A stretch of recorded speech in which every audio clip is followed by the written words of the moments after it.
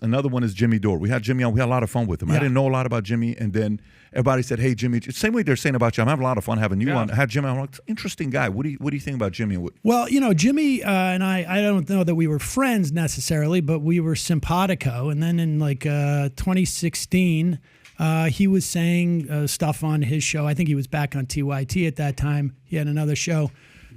He was okay with Peter Thiel being a Supreme Court justice. He was talking about how Donald Trump was going to resurrect the Democratic Party, and Donald Trump will get elected, and if he gets elected, we'll get Elizabeth Warren in 2020. I mean, these were all things that he had come up with.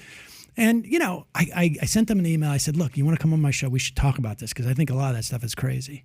And he said, no. And so I started, he said, go ahead, rip me a new asshole. And so I played the clip, and then he must have been listening to the show because I take calls. I take live calls, unscreened calls. That's cool.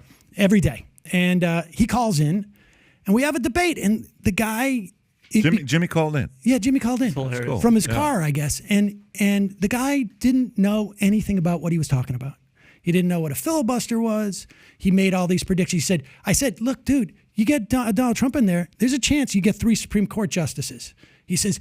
that's like the moon could fall into Lake Michigan. Well, it turns out the moon fell into Lake Michigan, and we're going to feel the effects. I mean, for people, I don't know if it necessarily bothers you guys, but for me, the idea of not just rolling back abortion, but the Voting Rights Act.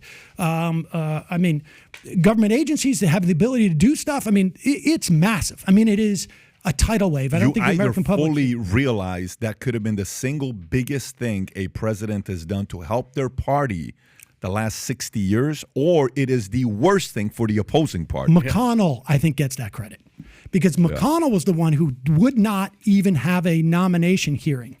They controlled the Senate, would not have a nomination hearing. He kept that in. That's McConnell. That's McConnell. I think that is the most understood reason why Donald Trump got elected. In a million years would I have guessed you would have been a supporter of Mitch McConnell and given him that kind of credit. So if you like this clip and you want to watch another one, click right here. And if you want to watch the entire podcast, click right here.